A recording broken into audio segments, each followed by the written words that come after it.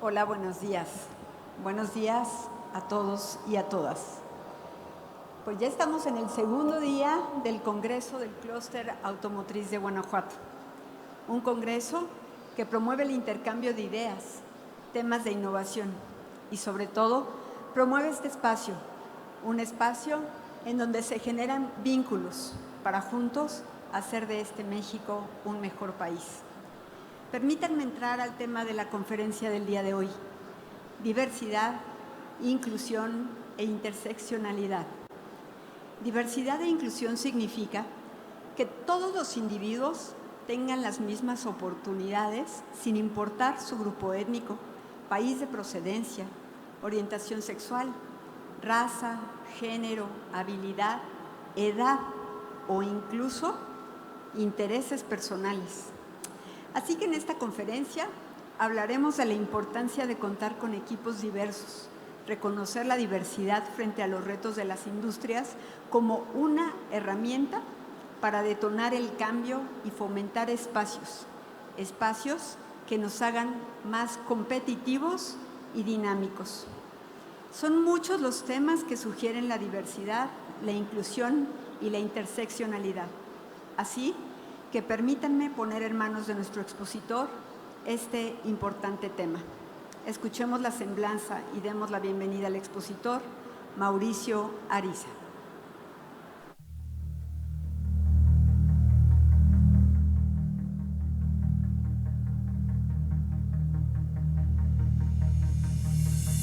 Mauricio Ariza, gerente de diversidad e inclusión para América Latina, región norte de la firma EY, en donde desarrolla iniciativas que fomentan la inclusión y respeto a la diversidad de distintos grupos poblacionales en 13 países latinoamericanos. Pertenece al Consejo Consultivo de la organización líder de masculinidades alternativas en México, Género y Desarrollo Gendes AC, así como al Pride Alliance de la Cámara Británica de Comercio en México, y es integrante del Comité de Diversidad e Inclusión de la Cámara Americana de Comercio en México. Mauricio Ariza nos presenta la conferencia Diversidad, Inclusión e Interseccionalidad. Bienvenidos. Adelante, Mau. Gracias. Muchísimas gracias, y creo que el audio ya suena bastante bien. Perfecto, pues bienvenidas. Somos un grupo pequeño, pero siempre los grupos pequeños también tienen más impacto a veces. Pues justamente el día de hoy vamos a hablar de este tema que se escucha mucho, pero se entiende poco, que es diversidad, equidad, inclusión e interseccionalidad. Todo el tiempo estamos escuchando que es un imperativo tanto para atraer nuevos mercados, para las estrategias de recursos humanos, pero sigue siendo un concepto bastante difuso sobre cómo lo podemos aplicar, porque queda bastante al aire. ¿Qué es esto de diversidad si no lo es todo? Entonces, vamos a ver si no la riego con el pointer, porque la tecnología y yo no somos aliados en absoluto. Bueno, esta era una nada más de cómo se encuentran el día de hoy. Ya es el segundo día de trabajo, entonces esperemos que no se encuentren como el perrito de ahí a la izquierda que se siente completamente obligado. Entonces, bueno, vamos a comenzar con algo definitorio que ya Susana pues más o menos comenzó a decir. Diversidad, justamente, ¿qué es? Pues básicamente es todo lo que nos va distinguiendo en un sinfín de características o categorías. La palabra legal o la palabra técnica sería categorías, porque es lo que está protegido en los textos constitucionales. No obstante, la diversidad pues justamente son todas aquellas características visibles de todas las personas e invisibles, también de todos los negocios, de todas las industrias. Es todo aquello que nos va definiendo en un sinfín de cosas, en orientación sexual, identidad de género, tono de piel, edades, estilos de liderazgo, formas de trabajar, formas de vender, formas de exponer, es decir, todo aquello que nos va haciendo de manera general pues quiénes somos.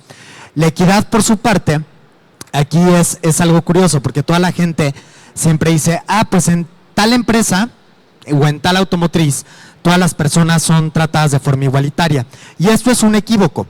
Todas las personas tienen que ser tratadas de forma equitativa. ¿Por qué? Porque no todas las personas somos iguales.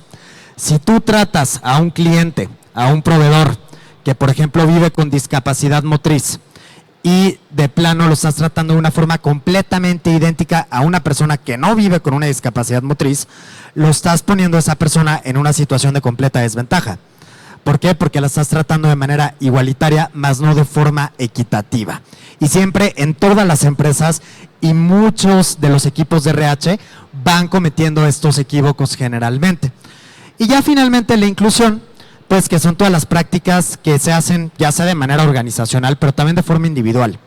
¿Qué hacemos para que nuestros equipos de trabajo, a las personas que le estamos vendiendo algún automóvil o todos, digamos, se sientan ya parte y se sientan representados? Entonces, una vez que vimos eso, pues suena muy bonito, suena como Dana Paola y el mundo de caramelo. Pero más allá de eso, también responde a un caso de negocios. ¿Y cuál es este caso de negocios que está detrás de la diversidad, de la equidad y de la inclusión? Pues claramente hay diversos estudios que nosotros en EY hemos realizado, tanto de forma interna como de manera externa, en donde se encuentra documentado que cuando una empresa fomenta estrategias de inclusión, puede llegar a alcanzar hasta 45% mayor probabilidad de mejorar su participación en el mercado actual. Y esto, si lo quitamos de estos datos estadísticos, piensen en una campaña de comunicación mal lograda, en la cultura de la cancelación, en donde estén estereotipando a grupos poblacionales. Pues ahí van a ir perdiendo poco a poco el mercado. Y esto lleva de la mano con el segundo número, que es cuando una empresa le apuesta a una estrategia de inclusión, puede captar nuevo mercado. El mercado cada vez es más joven. O somos millennial, algunos ya no tan millennials, o son ya personas centennials que pues están adquiriendo poder adquisitivo. Y finalmente se puede innovar. Hace no mucho yo estaba leyendo que las mujeres en México son las responsables del 80% de la toma de decisiones al momento de adquirir un automóvil, y no tanto los hombres. No obstante, sigue siendo una industria sumamente masculinizada, cuando también tenemos que varias directoras generales también de la industria automotriz en México y en general global, pues ya son mujeres. ¿Por qué? Porque también se han dado cuenta que las mujeres pues son no solo más del 50% de la población, sino son quienes están revolucionando los mercados de forma general, y esto los ha obligado a innovar en temas de diseño, a innovar en cuestiones que sea mucho más atractivo para el consumidor de manera general. Ahora bien, ya vimos esta cuestión de caso de negocios y ya definimos rápidamente qué es diversidad, qué es equidad, qué es inclusión. Otro equívoco que nos pasa a todas las personas es que generalmente pensamos que o todas las personas de la diversidad sexual son iguales, o todas las mujeres son iguales, o todas las personas con discapacidad son idénticas, y pues ciertamente no lo somos. ¿Por qué? Porque no nos limitamos a una sola identidad. Puede haber cuestiones que son las identidades dominantes, ¿no? Que las personas, por ejemplo, con discapacidad visual total, porque hay muchos tipos de discapacidad visual, enfrenten los mismos obstáculos, o las mujeres, o las personas gays, etc. Lo cierto es que todas las personas entramos en una pequeña ruedita, como lo podemos ver aquí en la pantalla, que mis habilidades de PowerPoint no son las mejores, pero pues donde nos van cruzando diferentes elementos. Una persona, X persona, puede ser alguien que sea, por ejemplo, gay o lesbiana, mejor dicho, y que al mismo tiempo sea mujer, y que esté soltera, y que sea morena, y que ya rebase los 50 años. Todo esto, antes de latigarnos la espalda, lo que obliga es ver que pues muchas personas lo que vamos haciendo es que entramos en unas categorías que se conoce como interseccionalidad. No podemos ver a las personas nada más como de una forma lineal, de una forma unidimensional, por así decirlo. Y esto, cuando hablamos ya en temas quizás un tanto más legaloides, un tanto más de RH, no, ni siquiera de RH, más legaloides más bien, entra en cuestión dos conceptos: discriminación múltiple y discriminación sistémica, porque también todas las personas utilizan la palabra discriminación como ya monedita de cambio, cuando realmente es un fenómeno sumamente complejo. La discriminación múltiple básicamente dice que a esta persona que está en el punto verde, pues no solamente puede experimentar discriminación por ser mujer, sino también por ser lesbiana, también por ser alguien moreno y también por edad. Entonces está experimentando múltiples espacios de discriminación. Claramente yo no he vivido muchas de esas discriminaciones. Y la discriminación sistémica es que se da en muchos espacios. Se da desde que, no sé, una persona con discapacidad motriz en silla de ruedas.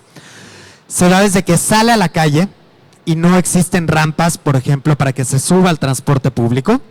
No existe ya en el transporte público, pues, algún espacio en donde pueda acomodar su silla de ruedas. No hay semáforos que le avisen, bueno, esa será alguien con discapacidad visual. Bueno, no hay infraestructura adecuada, pero tampoco en los espacios de trabajo.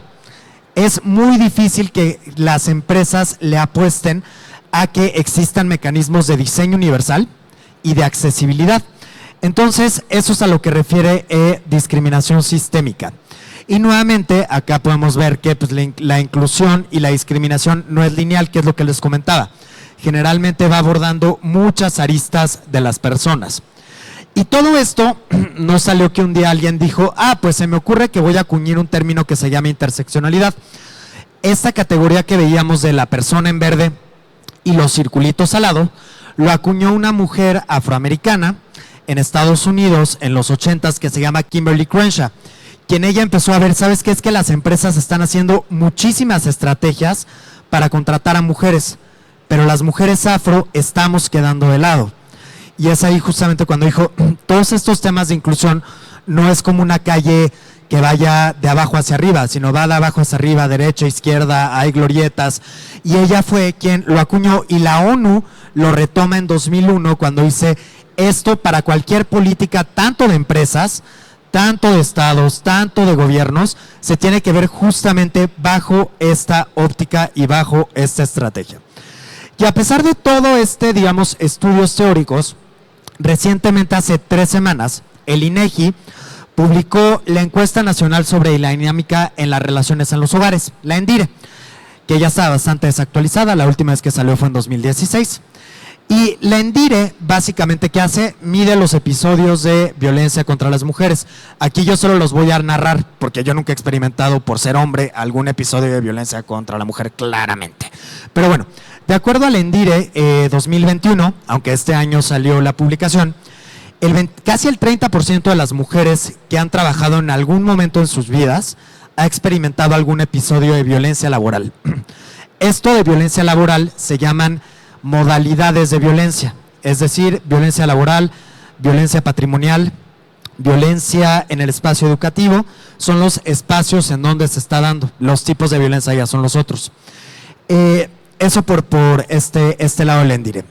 Y lo que justamente también destaca es que el principal agresor o quien haya experimentado algún episodio de violencia hacia las mujeres, casi en 35% fueron los compañeros de trabajo. Y ahora, nuevamente, la violencia no se manifiesta tampoco de una forma lineal.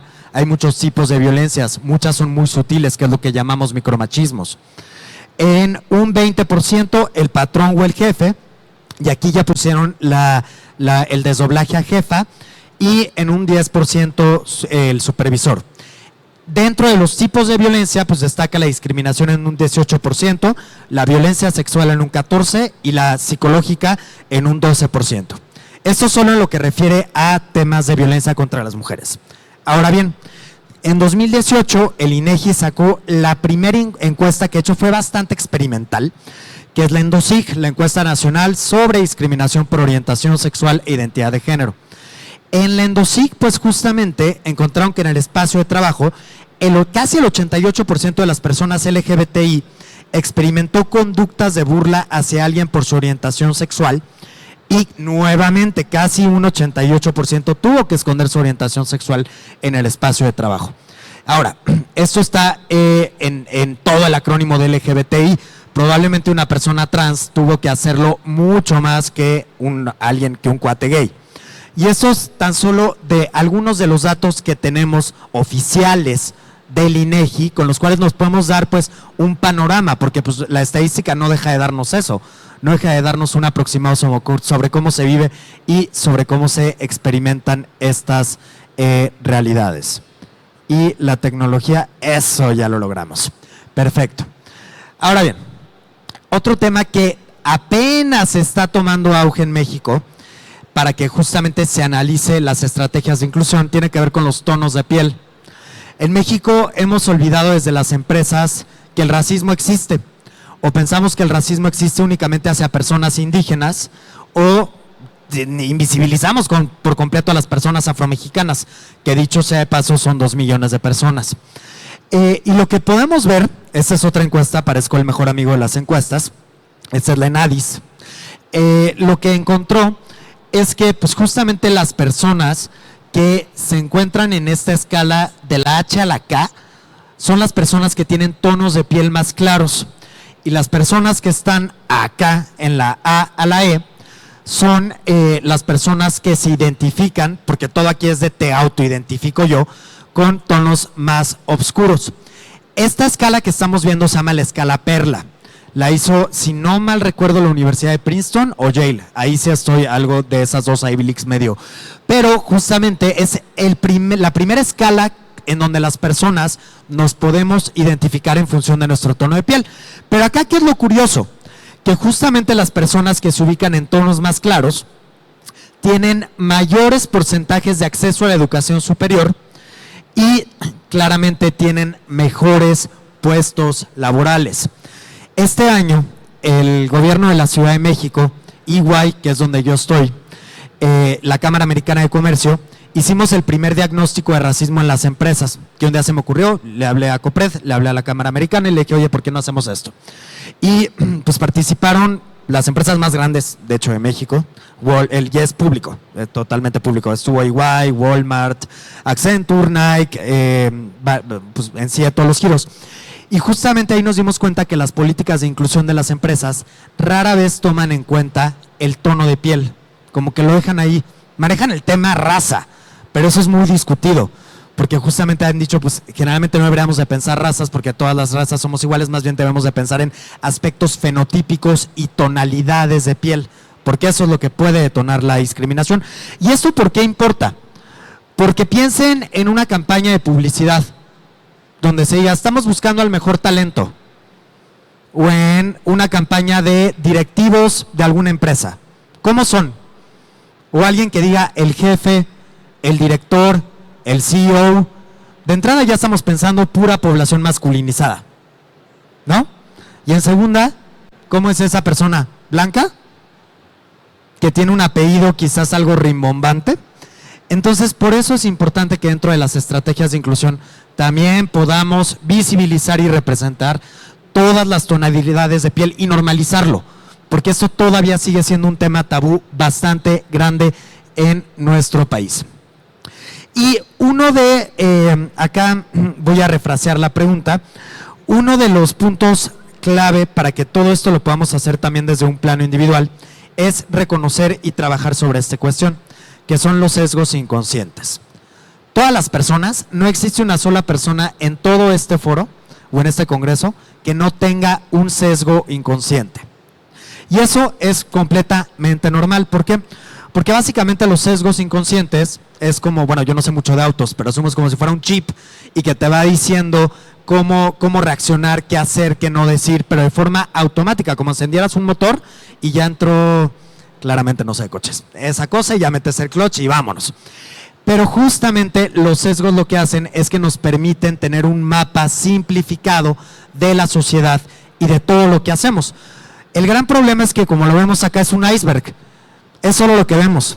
Generalmente si vemos a alguien en función de su género, su tono de piel, sus manerismos y asumimos su orientación sexual, pues nos va dando determinada realidad de qué esperar de esa persona o cómo podemos nosotros relacionarnos con ella. Lo cierto es que abajo de eso hay todo un iceberg que no vemos de la persona, desde su personalidad, si vive con una discapacidad que no podemos ver, como no escuchar, por ejemplo, de un oído, que no deja de ser una discapacidad, pero pues la verdad no lo podemos ver. Y todo ello pues justamente va condicionando cómo nos vamos llevando a cabo con las personas. Y vamos a ver qué tanto están los sesgos que podemos llevar o estereotipos o prejuicios que todas las personas tenemos. Acá hay un mapa. En este mapa, pues como pueden ver, está, aunque todo es muy distinto, si alguien viene de Nuevo León me va a decir por qué me pones en el mismo mapa que Baja California, pero bueno. En este mapa, como podemos ver, está toda la región norte, noreste y noroeste.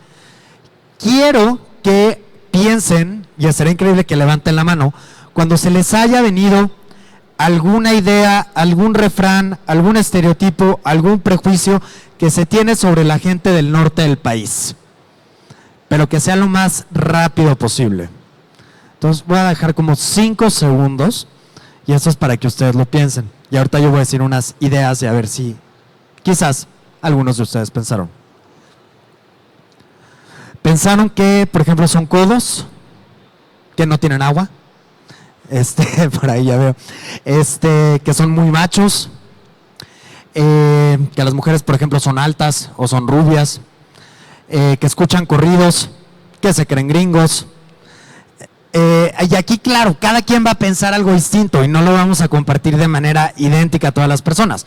Pero esto es solo para que veamos realmente pues qué tan rápido pueden llegar a venir alguna de estas ideas a pues, nuestra mente. Ahora vámonos caso contrario.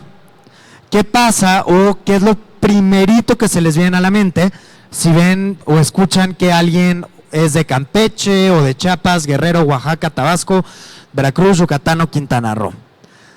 Entonces acá igual lo vamos a dejar como 5 segundos.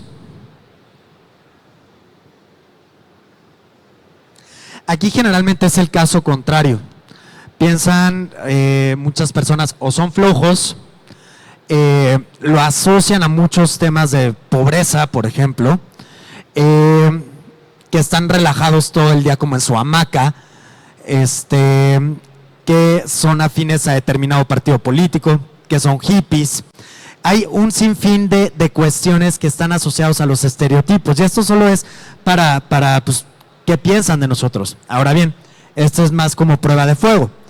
¿Qué pasa o qué hemos escuchado de la gente de Guanajuato, de San Luis, de Querétaro, de Puebla, digamos como en la región centro del país, a diferencia ya no es sur y ya no es norte, sino estamos más enfocándonos acá?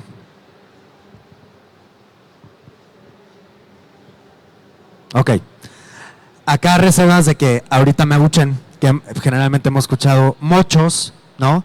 Que es población muy creyente, muy practicante, también muchos temas de machismo, que salvo Puebla, que se come mal, o sea, también es como algo que no es como la comida de Veracruz, por ejemplo, de la Guerrero, pero esto realmente solo es para que, o que San Luis Potosí es un perrito, no sé si nunca han visto el mapa de San Luis Potosí, pero esto es para que realmente veamos pues cómo todo esto va influenciando, y esto está en este esquema. ¿Por qué es tan fácil reproducir estas ideas y por qué es tan difícil hacerles un frente? Acá estamos viendo un pequeño diagrama, y en este diagrama lo que estamos viendo aquí donde aparece el tema de sesgos es que estos se conforman en función de nuestras experiencias personales. Si yo tuve alguna mala experiencia con alguna persona de Chihuahua, de San Luis, de X lugar, los estereotipos sociales, que me digan, no, pues es que alguien de Monterrey, pues le va a los Tigres y además es muy macho y además entonces eso me va a mí condicionando qué voy pensando de todas estas personas y se va generando lo que llamamos los sistemas de significados, en donde vamos percibiendo, evaluando y relacionándonos. Ahora bien, en los espacios de trabajo, sea cual sea, los más comunes, a pesar de que se han identificado 150 tipos de sesgos, son 3, el de afinidad, el de confirmación y el efecto halo. El de afinidad pues parece hasta muy autogestivo, por así decirlo. Es cuando las personas nos parcializamos para querer trabajar, contratar a alguien con quien yo soy afín a. Puede ser alguien con quien yo comparto la misma universidad de procedencia, somos de la misma ciudad, somos, no sé, algo nos hace afines a ellos. Y eso es normal cuando tenemos, por ejemplo, amistades, es algo hasta humano. Pero cuando ya estamos hablando de espacios de trabajo, esto deja de fuera a muchos talentos quienes pues no son afines a nosotros o no se parecen a mí o lo que sea. El segundo sesgo más estudiado es el de confirmación. Ese, como el nombre lo dice, llega como un chasquido que lo que nos dice es, yo voy a confirmar un sesgo que tú tengas de alguien. Les voy a poner un ejemplo. antes de que estuviera todo el tema del COVID, cuando yo me dirigía del sur de la Ciudad de México a Iguay, que está en la zona opuesta de la Ciudad de México, y yo veía un choque, mi cerebro lo primero que decía es, de seguro tiene placas del Estado de México. Y lo primero que yo hacía era ponerme a la par del coche, y en cuestión de segundos volteaba a ver la placa. Y si sí tenía placas del Estado de México, o sea, claro, todos los mexicanos manejan fatal. Y si no tenía placas del Estado de México, era como, bueno, pues chido, y ya me seguía de frente. Pero lo que mi cerebro estaba intentando hacer ahí era, tienes que confirmar que esa persona trae placas del Estado. Y finalmente, el efecto halo. El efecto halo es cuando ponemos como un halo en una persona, algo como de bondad, cuando hizo algo bien. El tema es que cuando una persona, por ejemplo, no sé, vendió un coche, o yo soy muy clavado en la de venta de coches, pero bueno, y asumimos que va a ser muy buena en todo, en hacer no sé, un diagnóstico, un estudio, en levantar N cantidad de cosas. Y cuando estamos hablando de equipos de trabajo, el problema es que si no reconocemos las áreas de oportunidad de una persona y la ponemos como justamente en un halo o en un pedestal, pues va a salir contraproducente hacia esa persona. Perfecto. Ahora bien, todo esto, si bien ya dijimos que se van conformando a través de un sistema de significados, pero estos se van formando en 3 etapas. Esta monografía que estamos viendo es del Consejo Nacional para Prevenir la Discriminación, del CONAPRED, en donde básicamente nos habla de 3 etapas. Todas las personas lo que vamos haciendo es que vamos haciendo lo que llamamos factores de oposición. Heterosexual versus una persona gay, mujer versus hombre, discapacidad versus no discapacidad, blanco versus moreno. Entonces, una vez que ya hicimos estos factores de versus, estos factores de oposición, generalmente vamos construyendo algunos esquemas o algunos rangos de significados en donde, por ejemplo, las personas blancas en una sociedad racista, pues se va construyendo que son más deseables que las personas afro, las personas heterosexuales a las personas gays, los hombres a las mujeres. Y esto justamente se va reproduciendo sin darnos cuenta. De hecho, todos estos 3 elementos, prejuicios, estereotipos y estigmas, se conocen como la base programática de la discriminación. Es como si fueran el aceite que va justamente echando todo el motor a andar. Y nosotros los vamos reproduciendo con muchísima facilidad porque no estamos acostumbrados a cuestionarlos o pensamos que es algo de moda el hablar de estos temas. Entonces, acá no me va a salir este ejercicio porque le tengo que presionar ahí y creo que no la voy a poder presionar ahí. Pero es una ruleta lo que estamos viendo y en teoría tiene que dar vueltitas. Y parecido al ejercicio que hicimos del mapa, aquí es, por ejemplo, justamente cuando hayan o se les venga a la mente algún refrán o algún comentario a alguien por su orientación sexual. Puede ser lo más políticamente incorrecto, pero aquí sí ya había alguien que levantó la mano. Lo primero que se les venga, que haya escuchado, aquí ya vi una, ok, perfecto, 2, perfecto. Así que solo quede en ustedes, no lo tienen que decir claramente en voz alta. Entonces, muchas de esas cuestiones, pues, no van a ser políticamente correctas y no la podemos decir en unos micrófonos. Pero es algo que hemos escuchado generalmente, pues, desde niños y es algo incluso que nos ha ido formando, ¿no? Y de orientación sexual, pues, se puede dar, por ejemplo, en muchos otros. Y varios van relacionados, por ejemplo, condición socioeconómica y tono de piel. ¿Cuántos hemos escuchado traes el nopal en la frente? O eres un tal bajado del cerro al Tamborazos, ¿no? O todo el tema que se armó con Yalitza, ¿no? Porque no entraba en los cánones de belleza que estamos acostumbrados. Y lo mismo podemos pensar, por ejemplo, en temas de nacionalidad. Y Dios nos libre si hay un partido de fútbol, porque todo eso se exacerba, ¿no? Y más si es de una nación centroamericana o sudamericana, porque ahí la cosa ya se pierde. Sudaca, de Guatemala, Guatepeor.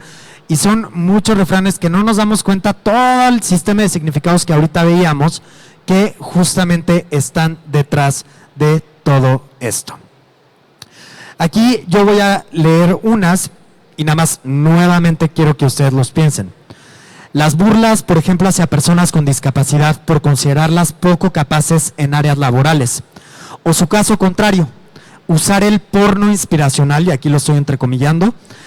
No sé si están familiarizadas con este término, pero este término lo acuñó una activista estadounidense que se llama Stella Young, quien dando una plática dijo, ¿sabes qué? Estoy harta que a las personas con discapacidad nos usen como angelitos y nos pongan corazoncitos y digan, si ella que no tiene una pierna corrió un maratón, ¿cómo tú no vas a poder hacerlo? ¿Y esto por qué? Porque justamente como el nombre lo dice, es como una especie de porno inspiracional. Lo compartimos en redes, todas las tías y nosotros damos corazoncito y amor y qué padre, qué bonito, y piolín por aquí. Pero esto lo que va haciendo es que una persona con discapacidad le resta agencia. Como que le dice, tú solo estás obligada a inspirar como sonrisas y a inspirar como postales de inspiración, pero no a que tengas un mal día, no a que lo hagas mal en tu trabajo. El segundo punto ya lo vimos. O por ejemplo, cómo se retratan a las personas indígenas en el imaginario colectivo. Casi siempre solo las vemos o en spots de gobierno o en campañas de responsabilidad social corporativa, y casi siempre están muy felices todo el tiempo porque también al parecer se les prohíbe pasarla mal. O los estereotipos de universidades públicas versus universidades privadas. O el arreglo personal. Justo hace nada estaba dando para un cliente de la industria financiera, pues todo un tema relacionado a microagresiones. Y abrimos la caja de Pandora cuando se comenzó a hablar de los códigos de vestimenta, sobre el arreglo personal y más por parte de las mujeres que decían, a ver, pero ¿por qué yo tengo que traer tacón de 5 centímetros? ¿Por qué yo tengo que traer esto? ¿Por qué mi falda tiene que estar hasta acá? Y a los hombres, neta, no les piden nada más que no traigan gallos y el pelo hasta acá. Pero justamente también para que veamos esas pequeñas cuestiones, ¿no? Algunos que son más sutiles, que se conocen como microagresiones, y creo que ya voy sobre tiempo. Como la promovieron por guapa y por cómo se viste. Yo sí debí escuchar esto y más cuando yo estaba en el servicio público.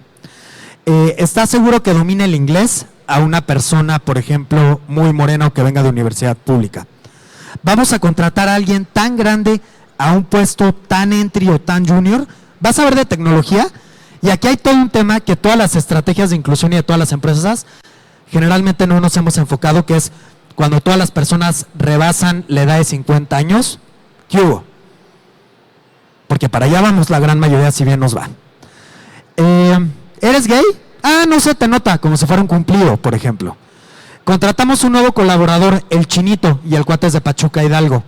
Y esto a mí me pasó justo en la firma, que un colaborador abrió el micrófono y dijo, estoy harto que me digan el Chinito, nací en Pachuca, mi familia es de México, no soy el Chinito, en todo caso mi ascendencia es japonesa. Está de mal humor, seguro está en sus días. Y esto pues justamente lo pensamos como algo bastante normal. Aquí había un video, pero por cuestión de tiempo bueno, sí, vamos a verlo ya, 5 segundos. Un día normal, en una oficina normal, con sus empleados normales y corrientes. Una de ellos era Pepi, una gran profesional de la administración. Pero si para algo estaba especialmente capacitada, era para administrar los motes de sus compañeros. Con su implacable bajada de gafas y su inseparable matasellos, los clasificaba uno a uno. La siempre tarde, la taladro, la patatas o el musiquitas, entre muchos otros motes que fue registrando. Y claro, su jefe no iba a ser menos. César, el señor Corbatas, ultimaba los detalles para incorporar ese mismo día un nuevo empleado. Un nuevo compañero con discapacidad. Llegados a este punto, mucha gente podría pensar, estas cosas las hacen porque desgravan, se ahorran pasta, ¿qué te crees? Por el contrario, habrá quien tenga un punto de vista más optimista y visualice un ambiente idílico de trabajo que nos hará mejores personas. Pero tópicos aparte, lo importante es que había dado una oportunidad a una persona. En cuanto estuvo el contrato sobre la mesa de Pepi, una sola palabra le impidió ver con la misma claridad de antes. ¿Sería ella quien fuese juzgada por sus compañeros si le ponía un mote a una persona con discapacidad? Eso estaría mal visto. De todos modos, ella era muy considerada con sus compañeros y esa noticia debía compartirse. Y claro, también llegó a oídos de Ignacio. A Don Perfecto le obsesionaba la disposición milimétrica de las cosas. Todo debía estar bajo control siguiendo un orden establecido. Todo debía ser perfecto. Pero Pepe no había mencionado qué discapacidad tenía el nuevo compañero. E Ignacio empezó a imaginar posibilidades. ¿Y si se sentaba junto a él una persona en silla de ruedas? Con tan poco espacio chocaría con todo, desordenándolo. ¿Y si era una persona que no podía ver? ¿Cómo podría apreciar la perfección de su escritorio? Las cifras descuadrarían. Vaya sangría decimal. ¿Y si fuera una persona sorda que hiciera ruiditos con la silla? No sería consciente de semejante alboroto. Todo aquello dejó preocupado a Ignacio, pero él no era el único. La noticia también dejó intranquila a Charo, conocida por su gran rigor aplicando la ley del mínimo esfuerzo. La reina del escaqueo pensó que aquella nueva incorporación les iba a dar más curro que otra cosa. No dejaría de lloverle la faena y, claro, aquello iba a afectar a sus adquiridos privilegios y a su puntualidad británica a la hora de salir del trabajo. La preocupación empezó a contagiarse por toda la oficina. Se apagó ya. Realmente el video sí duró un poquito más, pero el mensaje final de este video es: muchas veces sobrepensamos cuando estamos trabajando con alguien más y vamos justamente poniéndoles estereotipos o pensando en cómo vamos nosotros a relacionarnos con esta persona. ¿Qué podemos hacer? Pues justamente en temas empresariales, algo muy importante, y más allá que lo diga la Ley Federal del Trabajo, contar con políticas y contar con protocolos. Eso es fundamental. Y que estas políticas sean amigables con todas las audiencias, con el público, que sean realmente políticas y protocolos entendibles. Contar con mecanismos de denuncia libres y anónimos. Desarrollar figuras como de personas embajadoras en temas de inclusión. Conformar comités o grupos. Elaborar revisión de políticas. Si se puede, abrir grupos de empleados, como hay en muchas empresas. Revisar si las instalaciones, si se puede, porque está muy fácil nada más enumerarlo y no ver el tema de los presupuestos, pero revisar si se cuenta con accesibilidad, por ejemplo, para las personas con discapacidad, establecer programas de capacitación, realizar campañas periódicas y en lo posible, digamos, hacer esto como parte de una estrategia integral de la empresa, de cualquier empresa que se trate. Y algunas que nosotros podemos hacer es conocer y trabajar nuestras preferencias, nuestras parcialidades, las cuestiones con las cuales pueden detonar algún tipo de sesgos, y esto se puede hacer en buscar puntos de vista distintos al mío, porque si solo estoy viendo a personas que piensan igual que yo, pues muy difícilmente voy a ver en dónde está mi punto ciego. También adaptar la forma en la cual yo trabajo, esto es algo que hacemos bastante en la firma. Y esto pues, es un modelo de la firma que hemos desarrollado que se llama el modelo de conductas inclusivas. Este me lo voy a saltar. Les voy a dejar mi correo electrónico para quejas, dudas, tomatazos. Es el correo menos amigable del mundo, pero es mauricio.ariza.varile@mx.ey.com. Y muchísimas gracias por su tiempo.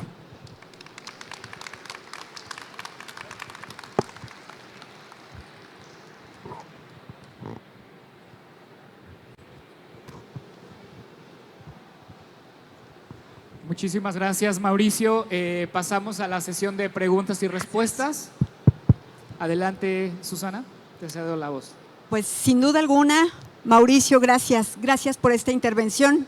Sin duda alguna para todos, incluyéndome, nos dejas reflexivos respecto de al qué hacer en nuestras organizaciones. Así que abro este micrófono para todos ustedes. Dudas, preguntas para Mauricio.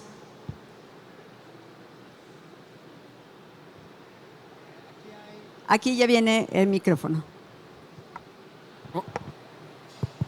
Hola Mauricio, muchas gracias. Mi nombre es Eugenio Montoya y soy directivo. Y todo lo que platicas estuvo sumamente interesante para mí. El problema que yo veo, desde mi punto de vista, es que como directivo, ¿cómo puedo cambiar mis sesgos cuando vengo de una familia, por ejemplo, hablabas de los gays, ¿sí? Y mi hija me enseñó que un gay es una persona. Entonces cambió mi concepto. Dijo, le quito la palabra gay y le pongo la palabra persona. Ahora se están incorporando mujeres en nuestra organización. Y somos una organización donde hay más hombres que mujeres. Entonces, ¿cómo poder yo empezar a aprender o reaprender o quitarme lo que ya tenía como conocimiento, que hasta el día de hoy deja de ser conocimiento viable, y crear una nueva un parteaguas, ¿no? Pero aquí lo más importante que me preocupa es, tu punto de vista, ¿cómo me puedes orientar para adelantarme a esos sesgos que inconscientemente no estoy tomando conciencia? Y como directivo puedo ser una imagen o puedo cambiar más rápido la cultura hacia una equidad de respeto entre la sociedad de nuestra organización. Muchas gracias. No, muchísimas gracias y primero felicitarte porque eso se llama el tone of the top, cuando los directivos cascadean hacia abajo toda la estrategia o al menos este compromiso personal de inclusión. De manera para adelantarte, lo que yo te recomendaría, hay muchos artículos en México, porque varios son de Estados Unidos y se sienten muy ajenos a lo que se vive acá, pero puedes, por ejemplo, revisar algunos estudios que hace Expansión, la revista de negocios, Expansión Mujeres se llama. Forbes también tiene un apartado que son Forbes Mujeres. Y hay un estudio, ya que tú quieres ver justo el tema de sesgos de machismo, una organización que se llama Catalyst, que me gustaría, así CATYL y latina ST, que lo que ellos hicieron es publicaron un estudio hace un año en México que se llama ¿Cómo los hombres responden al machismo en el trabajo? Y lo desplegaron en HSBC, no, en Scotiabank, en Dow Química y en EY, donde estoy. Fue a nivel nacional. Y justamente ahí dijeron, pues a ver, ¿cómo le podemos ayudar a los hombres a que vayan contrarrestando sus pensamientos machistas, pero sin acusarlos? O sea, que sea como un estudio de, a ver, tú como hombre puedes llegar, yo también, tenemos estos sesgos, no existe nadie construido completamente de machismo. Entonces, se te recomienda, por ejemplo, cuestionarte si vas a contratar a una mujer, ¿por qué lo estás haciendo? ¿Por su talento o por quedar bien o por tal? ¿En qué área la estás incorporando? ¿En un área estratégica o en un área estereotipada como recursos humanos o marketing o que son como las áreas que generalmente hay más? ¿En qué rango la estás ocupando? ¿La estás contratando en un nivel muy entry o en un nivel más directivo? Entonces, te recomiendo mucho, el estudio se llama ¿Cómo los hombres responden a una cultura de silencio organizacional? Y como está adaptada a México, realmente te va a servir bastante para que tú puedas justamente irte preguntando el sí y el no. Y el otro, yo estoy en el consejo consultivo de una organización que se llama Gendes, que trabajamos con hombres agresores, digo, no suena tan padre la palabra, pero cuando yo estaba en gobierno, pues ahí los conocí. Y tenemos una guía que se llama Machismo no es destino, que todo es público y es completamente descargable. Y ahí justamente pues le hablamos a hombres en donde, a ver, cuate, estos son tus sesgos, pero no eres el único. Y probablemente por cómo fuiste criado o por cómo fuimos socializados, nunca nos hemos preguntado esto.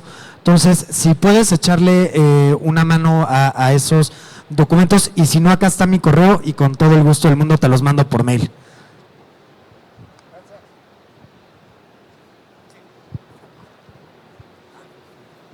Hola Mauricio, mucho gusto. Muy interesante todo lo que nos compartes. Yo me dedico a consultoría y trabajo con muchos clientes del área de recursos humanos. Y ahora que te escuchaba, hay muchas cosas que vinieron a mi mente de cosas que he experimentado, que me han platicado. Y te quiero preguntar si es posible que una empresa sea inclusiva sin estar lista para ser inclusiva.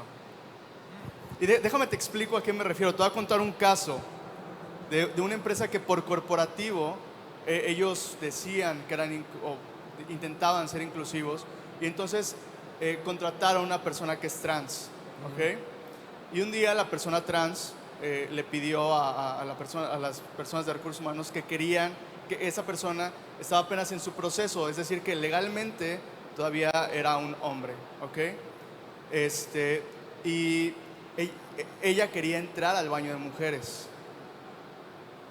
Para no hacer el encuentro muy largo, esta persona renunció, además de que abandonó el empleo, y además de que abandonó el empleo, los acusó de discriminación, y en un día su publicación en TikTok tenía 300,000 likes, lo cual me parece muy poderoso por el momento en el que estamos. Es cuando me han comentado cosas así, siento que hay muchas organizaciones que están siguiendo una tendencia, el tema de inclusión, y tú al principio diste datos incluso de números de que es conveniente ser inclusivo, pero me parece que no necesariamente tiene que ver con una convicción y no con estar listos además para poder ser inclusivos.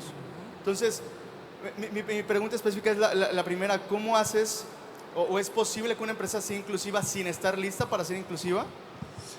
Híjole, yo diría que no, pero lo que ha pasado en muchas ocasiones es que en las empresas, hasta que no se topan, por ejemplo, ahorita tú que comentabas el caso de la persona trans, hasta que no te llega una persona trans y te obliga a decir, no lo veía en mis protocolos de RH o de credencialización, pues no lo vamos a hacer. Y lo que tú dices es, y te voy a decir por qué no. Una empresa me platicaba hace no mucho que contrataron por quererse verse incluyentes a 2 personas con discapacidad motriz, pero sus supervisores no sabían cómo trabajar con una persona con discapacidad motriz en función de las horas que se tienen que tomar las personas en silla de ruedas para evitar escaras, que son las heridas que salen por inamovilidad en silla de ruedas. Entonces, yo te diría de plano que no, pero se tiene que empezar por solo un aspecto. O sea, si una empresa intenta querer abarcar LGBT, género, discapacidad, tal, no van a poder darse el ancho, porque tenemos recursos humanos limitados, recursos financieros muy pequeños. Entonces, que esa empresa sepa hacia dónde le quiere empezar a tirar. Casi siempre el tema de género es el que más fácil se abraza, y que de ahí adelante. Okay. Muchas gracias, Mauricio.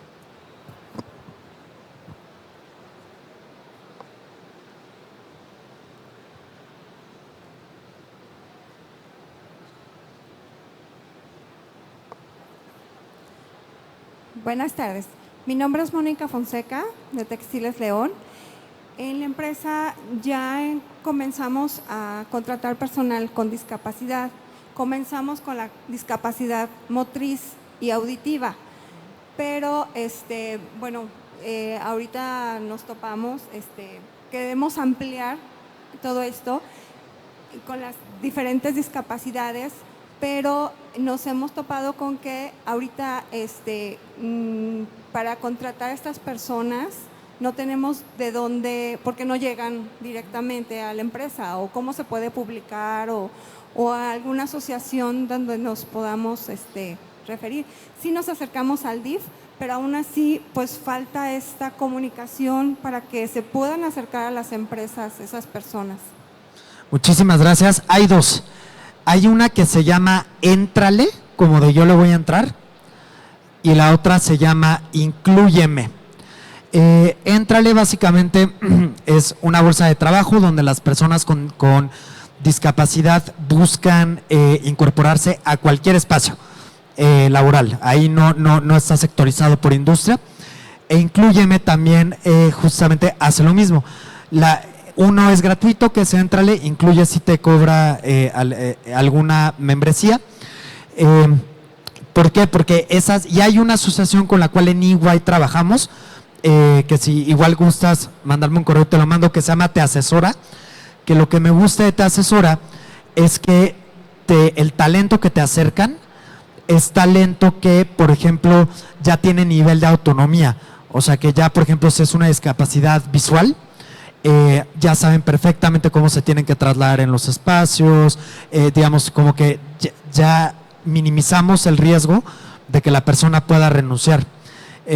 Esas son las 3 que damos, y la otra es hacer convocatoria cerrada, pero no sé qué tanto les acomode a ustedes, de decir, queremos justamente contratar a tales personas, pero eso sí lo tienen que analizar muy bien si les va a hacer sentido.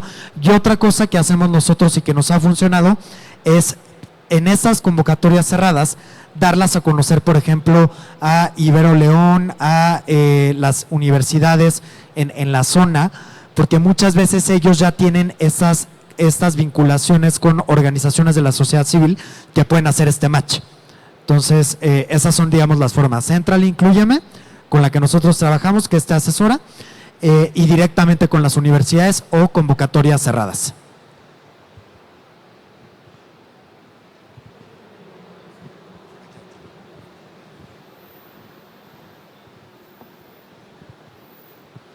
Muchas gracias, Mauricio. Alejandra Flores de Forvía.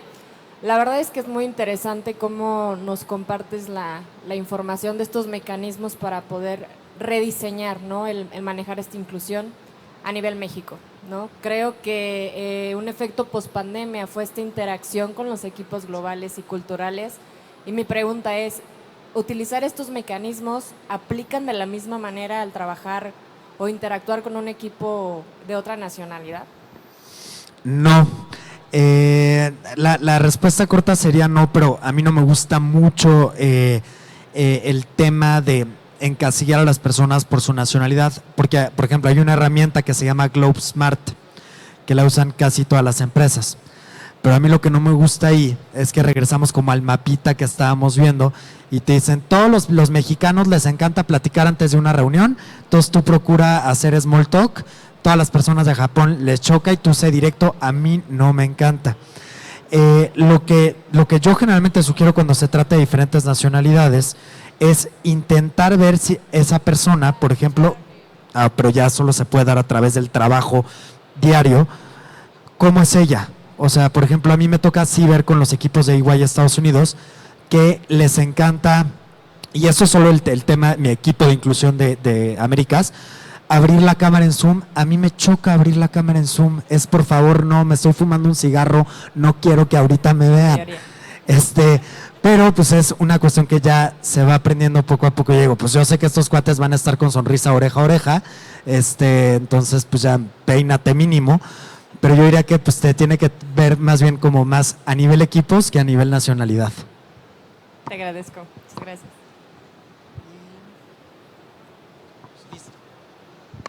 Pues Mauricio, una vez más, nuestra gratitud por tu participación y por colaborar con el Clauto. Permítenos hacer entrega de un reconocimiento. Ya hicimos correr aquí a nuestro colaborador, gracias.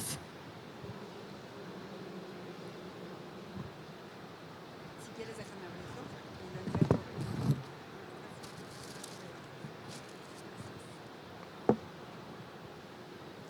Gracias nuevamente, Mauricio.